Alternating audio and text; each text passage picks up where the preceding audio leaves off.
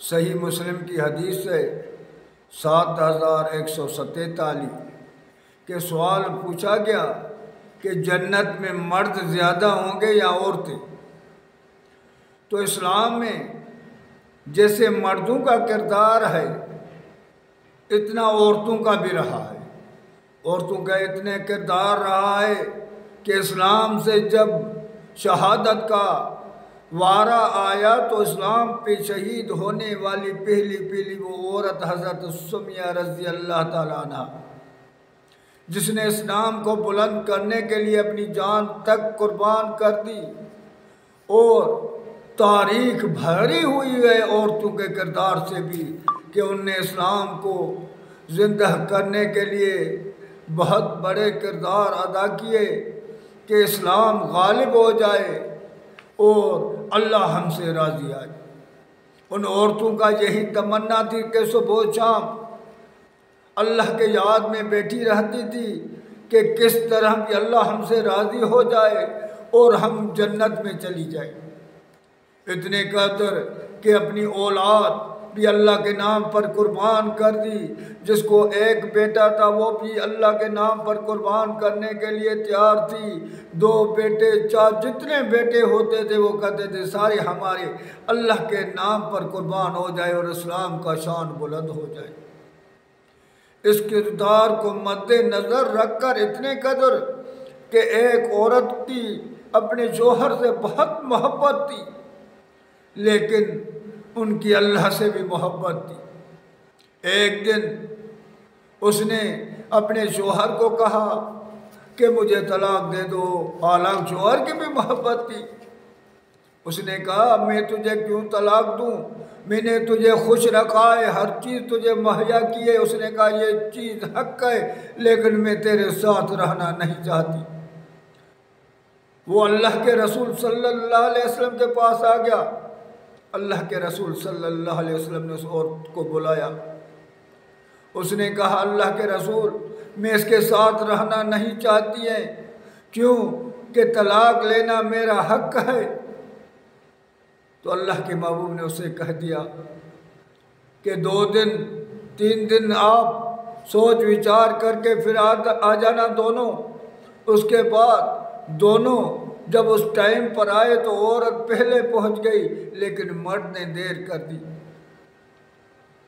اس کے بعد وہ لنگڑاتا ہوا آیا تو اللہ کے رسول نے پوچھا تو نے کیوں دیر کی؟ اللہ کا محبوب میں اس سے بہت محبت کرتا ہوں، بے گناہ مجھ سے طلاق لے رہی ہے، میرا قصور کیا ہے؟ میں اپنے رب سے التجا کر رہا تھا اللہ تو جانتا ہے میرا قصور کیا ہے۔ صبح سے میں اٹھا اور گر گیا، میری ٹانگ ٹوٹ گئی اس لیے مجھے دیر ہو گئی۔ اللہ کے رسول نے فرمایا اس کو یہ تجھ سے آزاد ہونا چاہتی ہے؟ تو اس وقت عورت نے کہا اللہ کا رسول اب میں آزاد ہونا نہیں چاہتی ہوں، کیونکہ جس وجہ سے میں طلاق لینا چاہتی تھی وہ میں نے دیکھ لی، کیونکہ مجھے اس کے ساتھ اتنا عرصہ ہوا ہے کبھی بھی اس کو کوئی نقصان نہیں ہوا ہے۔ میں نے سمجھا کہ اس سے اللہ ناراض ہے، لیکن اب اللہ نے یہ مجھے دکھا دیا کہ میں اس سے ناراض نہیں ہوں، کیونکہ میری محبت اللہ کے لیے ہے تو میری نفرت بھی اللہ کے لیے ہے۔ میں طلاق بھی اللہ کے لیے لیتی تھی تو میں اس لیے لیتی تھی کہ میرا رب راضی ہو جائے اور میں جنت میں۔ یہ عورتوں کا کردار تھا کہ وہ عورتیں جو اللہ کو بھی راضی کرتے ہیں اور اپنے شوہر کی بھی گھر کی حفاظت کرتی ہیں، ان کی عزت کی حفاظت کرتی ہیں اور بیٹھ کر گھر میں اللہ کو یاد کرتی ہیں، وہ عورتیں قطعی جنتی عورتیں ہیں، ان کا رتبہ بہت بڑا ہے۔ تو اس حدیث میں پوچھا گیا کہ جنت میں زیادہ عورتیں جائیں گی یا مرد جائیں گی؟ تو حضرت ابو ہریرہ رضی اللہ تعالیٰ عنہ نے فرمایا، یہ صحیح مسلم کی حدیث ہے 7147 کہ اللہ کے رسول نے فرمایا پہلا ٹولہ جو جنت میں مردوں کا جائے گا ان کی صورتیں چاند کے طرح چمکتی ہوئی ہوں گی، اس کے بعد جو دوسرا جائے گا اس کا ستاروں کے طرح چمکتے ہوئے چہرے ہوں گے، ان کے کنگن سونے کے پہنائے جائیں گے اور ان کی جو انگوٹھی ہوگی اس میں ایسے ہیرے لال جواہروں کے نگینے ہوں گے، کیا ان کا شان ہوگا، ان کا رتبہ ہوگا، اور ان کے ایک ایک کے ساتھ دو دو عورتیں ہوں گی، وہ اتنی حسین ہوں گی، اتنی خوبصورت ہوں گی، ان کا بہت بڑا اخلاق ہوگا، دونوں کا اخلاق ایک جیسا ہوگا، وہاں نہ کوئی اختلاف ہوگا، نہ جھگڑا ہوگا، صرف پیار ہی پیار ہوگا، اور صبح و شام اللہ کی حمد و ثنا ہوگی۔ حالانکہ اللہ نے ان کو اتنا رتبہ دیا ہے تو وہ بیٹھ کر اللہ کی حمد ثنا جیسے دنیا میں کرتے تھے تو وہاں بھی وہ بیٹھ کے اللہ کے حمد ثنا کریں گے۔ تو عورتیں، ہر ایک مرد کو 2 عورتیں ہوں گی، تو آپ سمجھ سکتے ہیں کہ کتنی عورتوں کا تعداد ہوگا۔